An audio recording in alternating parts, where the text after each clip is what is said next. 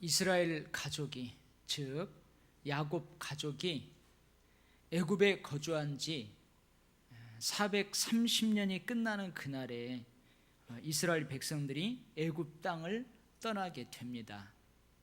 이때 모세의 나이가 80, 아론의 나이는 83세입니다. 오늘 제가 여러분에게 봉독한 이 본문 1장은 모세가 아직 태어나기 전이니까 이스라엘 가족이 애굽에 내려온 지 약 한 350년쯤 되었습니다. 우리가 창세기 마지막 장에서 또 그 앞에서 이미 살펴본 것처럼 요셉 때에 애굽으로 내려간 이스라엘 가족은 70명이었습니다. 물론 이미 내려가 있는 요셉의 가족들까지 합쳐서 말입니다.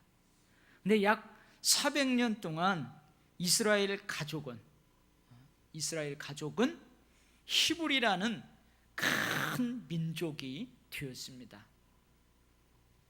오늘 야곱의 허리에서 나온 사람이라는 표현이 나오죠. 이것은요, 후손을 가리키는 히브리인들의 관용적인 표현이에요. 누구누구 허리에서 나온 사람 그러면은 그게 후손들이라 그 말이에요. 출애굽할 때에 이스라엘 백성이 어린아이들, 여인들을 제외하고 전쟁에 나가서 싸울 만한 장정들만 60만이었어요. 70명이 60만이 된 거예요. 그것도 어린아이하고 여자들은 빼고요. 어마어마하게 인구수가 늘어난 거죠. 하나님께서는 이스라엘이 야곱으로 내려가는 것을 두려워할 때 이렇게 말했어요.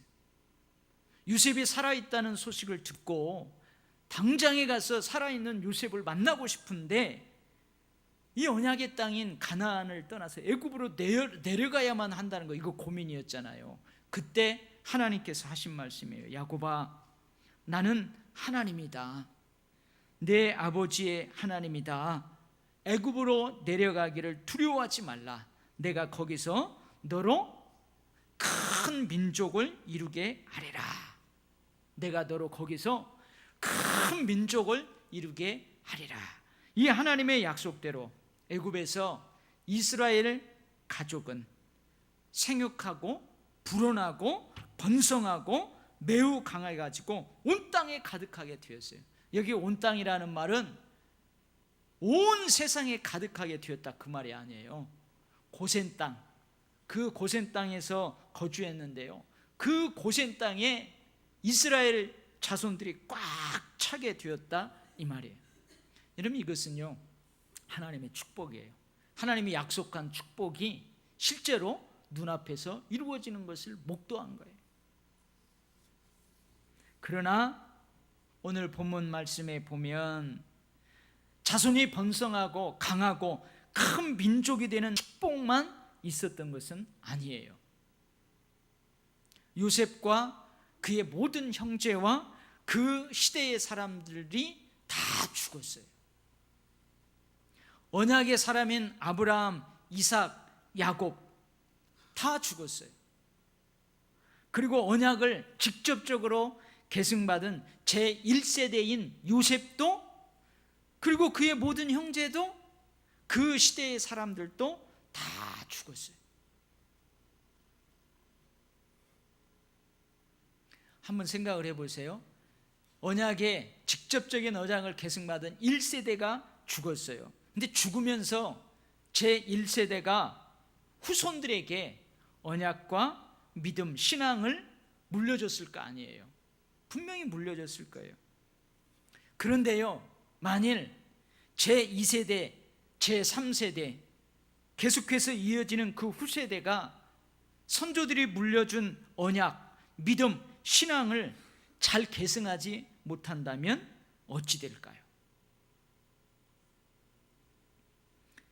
여러분들 가운데에는 본인이 제 신앙의 1세대인 사람도 있어요. 나로 말미암아 우리 가정에, 우리 가문이 예수를 믿게 되었어요. 여러분들은 신앙의 제1세대라고 할 수 있어요. 그러면 신앙의 제2세대는 누구예요? 우리 자녀들이에요. 자녀들. 그럼 3세대는 우리의 손자녀들이에요. 근데 여러분들이 죽으면서 아들들에게, 손자녀들에게 언약과 믿음과 신앙을 잘 물려줬어요. 근데 여러분들이 죽은 다음에 제2세대, 3세대가 그것을 제대로 이어가지 못한다면 어떻게 될까요? 내가 살아있을 때는 나 때문에 우리 자식들이, 그래, 우리 아버지 어머니가 교회 나가니까 어쩔 수 없이 교회 나오는 척, 그래, 우리 아버지 어머니 그래도 교회에 체면이 있지, 직분자인데, 그래서 예수 믿는 척 했던 그가 내가 죽어버렸어요. 1세대가 죽었어요. 다 죽었어요. 근데 그들이 내가 죽은 다음에 내가 가지고 있던 믿음, 축복, 신앙, 열정, 사랑, 그것을 제대로 이어받지 못한다면 어떻게 될까요? 자손이 번성하여 강하고 큰 민족이 되었다 해도 언약의 관점, 믿음과 신앙의 관점, 영적 계보라는 관점에서 이전 세대의 죽음은 그럴 경우에는 큰 위기가 되는 거예요. 내가 죽어요. 2세대, 3세대들이 내가 물려준 그 신앙을 제대로 받지 못한다면 나의 죽음은 내 가정에, 내 가문에 큰 신앙적 위기라는 말이에요. 그동안 이스라엘 자손들은 애굽에서 평화롭고 안정된 생활을 했습니다. 애굽 왕 바로가 흉년으로부터 애굽을 구한 요셉에게 한 말을 여러분들 기억할 거예요. 애굽 어느 땅이든지 좋다. 너희들이 딱 봤을 때 가장 좋다고 생각되는 그곳에 너의 아버지와 너의 형제들을 거주하게 하라. 여러분, 이것은 어마어마한 특권이에요. 그러나 이스라엘 가족들은 고센 땅에 거주하기를 원했어요. 근데 제가 이 창세기 할 때는 이 고센 땅의 중요성을 그냥 언급하지 않고 넘어갔어요. 사실 애굽의 고센 땅은, 여러분 지도를 볼 수 있으면 한번 보세요. 이 애굽과 저 시내 반도, 시나이 반도 그 사이에 있는 지역이에요. 경제적으로 뿐만 아니라 군사적으로도 애굽에게는 아주 중요한 지역이에요. 국경지대예요. 그런데 애굽 왕은 이방인인 이스라엘 가족에게 그곳을 선뜻 내어주었어요. 선뜻 내어줘야 국경지역이란 말이죠. 중요한 군사적 요충지예요. 전략적 도시란 말이에요. 그래서 그걸 선뜻 내어주었어요. 그만큼 요셉을 신뢰했기 때문이에요.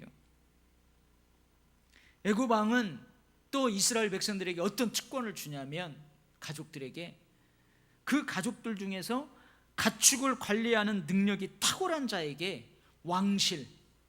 왕실의 가축을 관리하는 특권도 주었어요. 애굽 왕은 이스라엘의 장래, 그리고 요셉의 장래도요, 국민장, 국가장 못지않게 아주 성대하게 거행하도록 그렇게 허락을 했어요. 배려를 했어요. 애굽 사람들은 목축업을 가증히 여겨요. 그러니까 목축업을 업으로 삼고 있는 이스라엘 백성들, 천하게 여기는 직업을 가지고 살아가는 이스라엘 백성들, 그 이방인들을 함부로 대할 수가 없었어요. 왜 그래요? 애굽 왕 바로가 그들을 총애했기 때문에 그래요. 그들을 특별 대우했기 때문에 그래요. 그러니 이스라엘 자손들은 몇십 대에 걸쳐서 떠나온 고향을 까맣게 잊을 만큼 애굽에서 평화롭고 풍요로운 삶을 살았어요. 하나님을 잠시 멀리하고 애굽의 화려한 문화, 애굽의 다양한 신들, 애굽의 그 풍요로움에 폭 빠져 살았을지도 모를 일이에요. 그만큼 특별 대우를 받으면서 큰 어려움 없이 자손의 번성을 보면서 잘 살았다는 말이에요. 잘 살았어요. 그러나 세월이 흘러가면서 요셉과 그 시대 사람들도 죽었을 뿐만 아니라 요셉과 함께 애굽을 다스렸던 왕도, 그 세대의 애굽 사람들도 다 죽었어요. 그리고 어느 때에 요셉을 알지 못하는 새 왕이 등극해가지고 애굽을 다스리게 되었어요. 근데 가만히 생각을 해보세요. 오늘 성경에 요셉을 알지 못하는 새 왕이 애굽을 다스리게 되었다. 여러분, 새롭게 등극하는 애굽 왕이 정말로 요셉을 알지 못했을까요? 요셉은 애굽 역사상 7년 대흉년으로부터 애굽을 구한 역사적인 인물이에요. 과연 새롭게 등극하는 애굽의 왕들마다 애굽 역사에서 아주 기념비적인 이 사건을 모를 리가 있을까요? 예를 들면 이런 거예요. 우리 대한민국 역사에서 결코 잊혀지지 않는 아주 비극적인 일제강점기와 6.25 전쟁, 여러분 이것을 모르는 대한민국 대통령이 있을까요? 몇 대를 거쳐서 새로운 왕이 또 들어서고 새로운 왕이 들어서는데 그 대통령이 여러분 6.25 전쟁을 모를 수 있을까요? 그 비참한 일제강점기에 우리나라의 그 아픔을 모를 수 있을까요? 그렇지 않아요. 그렇다면 새롭게 등극하는 애굽 왕이 요셉을 알지 못했다는 말에는 어떤 의미가 있어요? 그러니까 어떤 의미가 있을까요? 과거의 기념비적인 그 사건과 그 사건의 중심에 있는 역사적인 인물인 요셉을 몰랐다는 말이 아니에요. 새롭게 등극한 애굽 왕은 의도적으로 요셉을 무시했다는 말이에요. 요셉을 모르기로 작정했다는 말이에요. 요셉 때문에 지금까지 그의 후손들 몇십 대에 걸쳐 가지고 행했던 모든 특혜와 그들에게 이뤄온 정책들을 다 무시하기로 했다, 그런 의미예요. 다 거둬두기로 했다, 그런 의미예요. 왜 그럽니까? 이 새로 등극한 애굽 왕과 그의 백성들이 이스라엘 민족이 두려웠기 때문에 그래요. 70명의 가족이 거의 60만에 가까운 큰 민족으로 여러분 꿈틀꿈틀 점점 왕성하게 번져가고 있기 때문에 그것이 두려웠어요. 그것이 근심이 되었기 때문에 그래요. 이스라엘 자손이 많아졌어요. 애굽 사람들보다 왜 그런지 번식력이 강해요. 아주 강한 민족이 되었어요. 더더욱 이들이 거주하는 땅이 어디라고요? 경제적으로 뿐만 아니고 군사적으로도 요충지인 애굽 땅, 애굽의 그 고센 땅, 접경지인 국경지대인 애굽 땅에 거주하고 있단 말이에요. 이 애굽 땅에는 온통 이스라엘 백성들 뿐이에요. 우리 중국에 소수민족들이 많잖아요. 소수민족들이 많아요. 근데 중국은 어떻게 해요? 그 소수민족들의 자치구를 허락하는 걸로 제가 알고 있어요. 예를 들면 길림성 같은데 거기 조선족들이 그 자치적으로 그것을 다 거기에서 이루면서 살아가요. 한번 생각을 해보세요. 그 소수민족을 인정했는데 그 자치구역에서요, 이들이 막 점점 강해져요. 인구도 막 많아져요. 그러면 근심이 되는 거예요. 두려움이 되는 거예요. 주변국과 애굽이 전쟁을 할 때에 애굽의 적들과 합세해 가지고 이 이스라엘 민족이 애굽을 대적하면 어떻게 할까? 많아져만 가는, 강해져만 가는 저 이스라엘 민족, 히브리 민족이 근심덩어리였던 거예요. 그래서 어떻게 해요? 애굽의 그 새로 등극한 바로는 근심덩어리이면서 두려움이 되는 이스라엘 백성들을 어떻게 해요? 억압하기 시작해요. 쥐어짜기 시작해요. 짓누르기 시작해요. 이전에 그들이 누렸던 특권, 그들에게 이루어온 정책들을 어떻게 해요? 다 걷어들여요. 다 없애버려요. 대신 그들에게 무거운 짐을 지워서 괴롭게 하는 거예요. 학대하기 시작하는 거예요. 이스라엘 민족에게는요, 세금도 더 과하게 매기고, 예를 들면 이스라엘 민족들에게는요 여러 가지 제약을 두는 거예요. 그것도 엄하게. 애굽 사람들과 이스라엘 민족을 차별화시켜서 대하는 거예요. 고센 지역에 국고성 비둠과 라암셋을 건축하게 합니다. 이 국고성은요, 정부가 지어놓는 성이죠. 그래서 거기다가 군사 물자, 무기를 놓는다든지, 그 다음에 군인들이 먹을 양식을 놓는다든지, 비상사태에 뭔가 하려고 그런 성을 건축하게 만들어요. 감독을 세워가지고 이스라엘 민족들을 착출해가지고 데려다가 엄한 일을 시킵니다. 엄하게 일을 시켜요. 막 어려운 노동으로 그들의 생활을 힘들고 괴롭게 해요. 여러분, 삶을 힘들고 괴롭게 만들기 시작해요. 건축을 위한 흙 이기기, 벽돌 만들기 뿐만 아니라 여러분, 농사일도 여러 가지 일로 해야 돼요. 양쪽 다 해야 돼요. 엄하게. 이스라엘 백성들은 한순간 노예로 전락하게 됩니다. 노예로 전락하게 돼요. 특권을 누렸던 민족에서요, 한순간 이제 노예로 전락하게 되었어요. 뿐만 아닙니다. 히브리 여인들이 출산할 때 그 태어나는 아기가 아들일 경우에는요 죽여버리고, 딸일 경우만 살려두라고 그 아이를 받는 산파들에게 명령해요. 근데 이것도 여의치가 않게 되자 산파가 아닌 출산하는 어머니에게, 이스라엘 어머니에게, 이스라엘 여인에게, 히브리 여인에게 자기가 받는 그 아이, 10달 동안 아들인지 딸인지 모르고 뱃속에서 잘 키웠는데 태어나서 보니까 아들이에요. 그러면 이제는 어떻게 하래요? 어머니가 직접 그 아이를요 저 나일강에 던져가지고 악어밥이 되게 만들으라는 거예요. 여러분, 생각만 해도 끔찍하죠. 다른 사람이 아닌 아이를 출산하는 어머니가 아이에게 젖을 물려두기도 전에 아들이면은요 나일강에 그 악어떼에게 던져주고 딸만 살리래요. 어머니가 직접 그렇게 하라는 이 잔인한 명령으로 이스라엘 민족을 괴롭게 해요. 학대하게 해요. 억압을 하는 거죠. 여러분, 출애굽은 이렇게 시작됩니다. 출애굽은 이렇게 시작돼요. 여기서부터 시작돼요. 축복으로부터 시작되는 것이 아니에요. 축복, 거기에서부터 시작되는 것이 아니에요.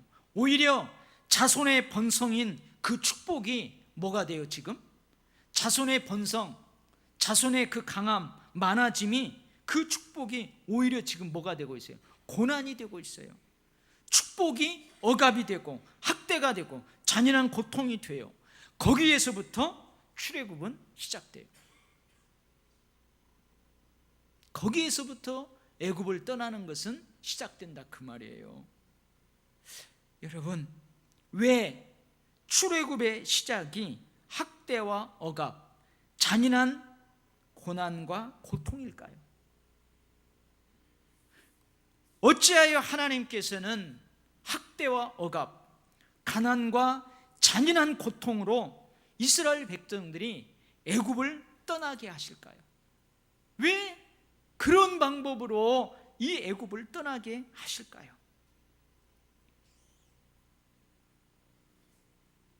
결국 이제 이스라엘 백성들이요 애굽을 떠나요. 출애굽을 합니다. 그래서 몇 날이 못 되어서요 애굽의 왕이 정신 차려요. 그리고 정예 요원들을 선발한 군사들과 함께 이 이스라엘 백성들을 추격합니다. 그런데 이스라엘 백성들 앞에는요 홍해 바다가 딱하니 가로막고 있어요. 그때 모세에게 백성들이 아우성을 칩니다. 이제 우리가 또 계속 살펴볼 텐데 막 아우성을 치는데요. 뭐라고 아우성을 치냐면 이렇게요. 애굽에 우리가 묻힐 매장지가 없어서 우리를 끌어내어 가지고 이 광야에서 죽게 하느냐? 우리가 애굽에 있을 때 모세 너에게 한 말이 있지 않느냐? 우리 내버려 두라. 그냥 내버려 둬라. 우리가 차라리 그냥 애굽 사람들을 섬기면서 여기서 살 것이다. 그렇지 않았느냐? 광야에서 이렇게 죽는 것보다 애굽 사람을 섬기는 것이 더 낫겠노라. 그러면서 아우성을 쳐요. 여러분, 이게요, 애굽에서 400여 년간 살았던 이스라엘 민족들의 마음에 자리 잡고 있는 깊이 뿌리 내려오는 생각들이었어요. 이게 무슨 말일까요? 그래도 애굽이 살기 좋다는 말이에요. 비록 막 생활이 괴롭고 아침 일찍 일어나가지고 막 흙을 이기고 벽돌을 만들고 거기다 짬을 내갖고 또 농사일마저 보고, 그리고 저녁에는 씻을 시간도 없이 와서 푹 쓰러지고 자고요. 그러다가 아기가 들어서 갖고 아기가 태어나면 아들이면은 막 저 나일강에다가 악어에게 밥으로 던져주는 그 잔인한 그 너무너무나 고통, 그 고통을 보면서도 애굽이 살기 좋다는 말이에요. 아브라함, 이삭, 야곱, 요셉의 유언이고 뭐고, 하나님이 약속한 땅, 언약의 땅인 가나안이고 뭐고, 애굽 사람을 섬기면서 지금 이렇게 애굽에서 사는 것이 좋다, 구태여 애굽을 떠날 이유가 없다, 그러는 거예요. 이게요, 400여 년 동안 살면서 이스라엘 민족 가슴 깊이 새겨져 있었던 거예요. 이것을 어떻게 깨트릴까요? 이 애굽을 어떻게 깨트릴까요? 애굽의 풍요로움, 애굽에서의 평화로움, 그래서 영원히 애굽에서 안주하고 싶은 그 이스라엘 백성들의 마음을 어떻게 하면 깨트릴 수 있을까요? 어떻게 하면 깨트릴 수 있을까요? 오랜 세월 잊고 살았던 하나님, 오랜 세월 잊고 있던 하나님, 큰 민족을 이루게 하리라. 반드시 너를 인도하여 다시 올라가게 할 것이다. 저 가나안 땅을 향해 애굽을 미련 없이 떠나야만 할 때가 있다는 그 하나님의 약속의 말씀을 애써 기억하고 싶지도 않았고 기억하지도 않았어요. 이런 이스라엘 백성들의 마음에 어떻게 다시 하나님을 찾게 하고 하나님의 언약을 다시 떠올리게 할 수 있을까요? 하나님께서는요, 학대와 억압, 고난과 잔인한 고통을 사용하셨어요. 이해할 수 없잖아요, 그죠? 예수님의 마지막 명령을 우리가 잘 알고 있어요. 오직 성령이 너희에게 임하시면 너희가 권능을 받고 예루살렘과 온 유다와 사마리아와 땅끝까지 이르러 내 증인이 되리라. 너희는 모든 족속을 제자로 삼아 아버지와 아들과 성령의 이름으로 세례를 주라. 그래서 제자들은요, 예수님께서 약속하신 그 성령을 기다리면서, 권능을 기다리면서 예루살렘 성을 떠나지 않았어요. 그래서 어떻게 해요? 그들이 기도해요. 기다리면서 간절히 기도해요. 그래서 그 마가의 다락방에 성령이 임하셨어요. 성령의 권능이 임하셨어요. 그 이후에요, 예루살렘 성의 사도들로 말미암아, 제자들로 말미암아 어마어마한 능력들이 나타나게 돼요. 그러니까 어떻게 해요? 3,000명, 5,000명이 예수 믿는 놀라운 역사들이 일어나요. 제자들은 여전히 예루살렘에 머물렀어요. 제자들이 온 유대와 사마리아와 땅끝까지 흩어져서 나가야 되는데 예루살렘에 머물러 있는 거예요. 근데 그렇게 흩어지게 되는 계기가 뭐였다고요? 예루살렘에 일어난 핍박이었어요. 그날에 예루살렘에 있는 교회에 큰 박해가 있어 사도 외에는 다 유대와 사마리아와 모든 땅으로 흩어지니라. 이해할 수 없죠. 왜 핍박을 통해서 하나님은 흩어지게 하실까? 왜 핍박을 통해서 땅끝까지 이르 내 증인이 되리라는 그 말씀에 순종하게 만들까? 둘째 아들이요, 아버지가 아직도 건강하게 살아계신데 유산을 물려달라고 했어요. 근데 이스라엘에서 아버지가 아직도 이렇게 살아계신데 유산을 물려달라, 그런 것은 어떤 의미가 있다고 그랬죠? 나 아버지 싫어요. 아버지 빨리 죽으세요. 왜 이렇게 오래까지 살아요? 나는 아버지의 유산에 관심이 있지 아버지 상관없어요. 빨리 죽으세요. 그런 말이나 마찬가지예요. 그러니까요, 불효막심한 아들이에요. 그래도 아버지는 어떻게 해요? 이 둘째 아들에게 유산을 물려주었어요. 아들은 즉시 아버지의 품을 떠나가지고 멀리 떠나서 허랑방탕하게 살면서 물려받은 유산을 다 허비했어요. 이 불효막심한 둘째 아들이 탕자예요. 탕자. 근데 이 탕자가 다시 아버지 품으로, 내가 하늘과 아버지께 죄를 지었습니다 하면서 다시 아버지의 품으로, 아버지의 집으로 돌아오는 계기가 있었어요. 그 계기가 뭐예요? 궁핍이었어요.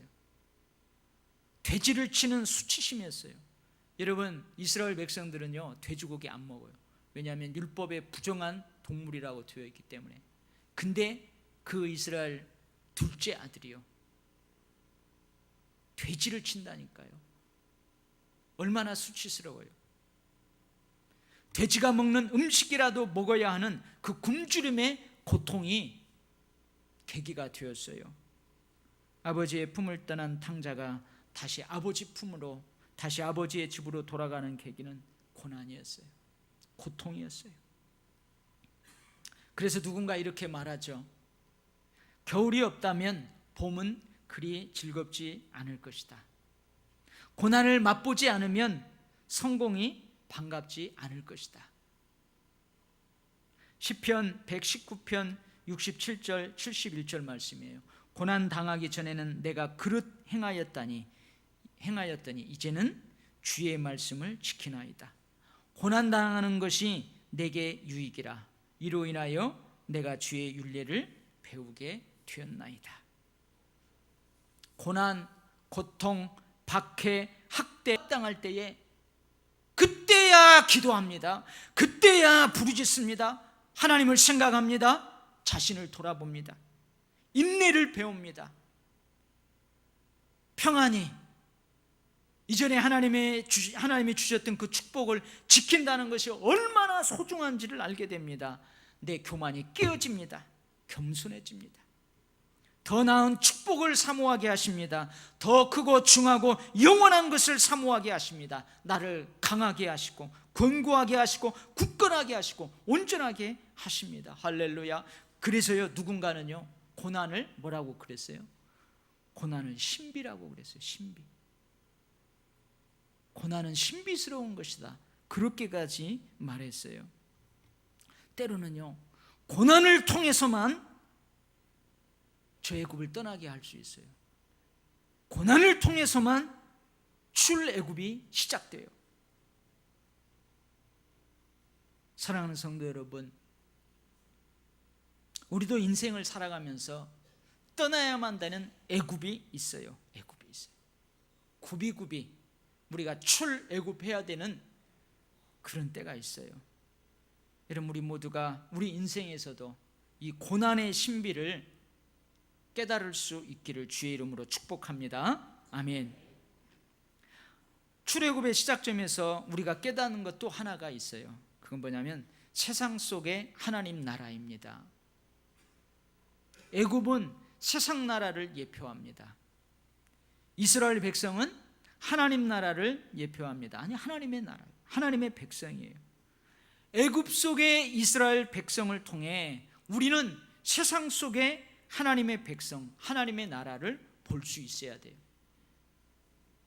출애굽 이후 광야 속의 이스라엘 백성들을 통해서 또한 우리는 세상 속에서의 하나님 나라, 하나님의 백성을 생각해야 돼요. 이스라엘 백성은요, 많은 민족들 가운데 하나님의 선택받은 하나님의 백성이에요. 세상 속에 존재하는 하나님의 나라예요. 하나님은 이 이스라엘 백성을 통해서 구원의 역사를 이끌어 가세요. 세상 나라에 선택한 그 하나님의 나라를 통해서 하나님의 사랑을, 하나님의 구원 계획을 보여주세요. 세상 속에서 하나님의 백성들이 생육하고 불어납니다. 막 번성하고 매우 강하여집니다. 세상 속에 점점 하나님의 백성들이 가득하게 됩니다. 하나님의 나라가 확장됩니다. 하나님의 백성들의 선한 영향력이 더욱더 커져갑니다. 그러면요, 세상 사람들은요 두려워해요. 동시에요 근심합니다. 근심. 그래서 하나님의 백성들을 괴롭혀요. 학대해요. 하나님의 백성들에게는 더욱더 엄격한 잣대를 들이대면서 미움을 조장합니다. 정책적으로 힘으로 괴롭힙니다. 그런데 어떻게 해요? 그런데 어떻게 돼요? 세상 나라가 학대하면 학대할수록 하나님의 백성, 하나님의 나라는 이상하게 더 번성하고 퍼져가요. 사도행전 7장은 이 스데반의 설교예요. 이 스데반의 설교의 내용이 뭐냐면은 구약을 통한 예수 그리스도의 복음을 설교해요. 근데 그 설교를 이렇게 쭉 여러분들이 읽다가 보면 출애굽한 광야의 이스라엘 백성들을 뭐라고 지칭을 하냐면 광야 교회라고 지칭해요. 이 설교를 한 다음에 스데반은 돌에 맞아서 순교합니다. 근데 스데반의 순교 이후, 세상 나라의 박해와 핍박 이후 교회는 예루살렘을 떠나서 세계 열방으로 더욱 막 번성해서 퍼져가게 돼요. 지금의 교회는요, 지금의 우리들은요 애굽 속의 이스라엘과 같습니다. 지금의 교회는 세상 속의 하나님의 백성입니다. 하나님의 나라입니다. 여러분 믿습니까? 여러분은 세상 속에서 살아가잖아요. 근데 여러분은 세상에 속하지 않고 세상 속에 있는 하나님의 나라예요. 할렐루야.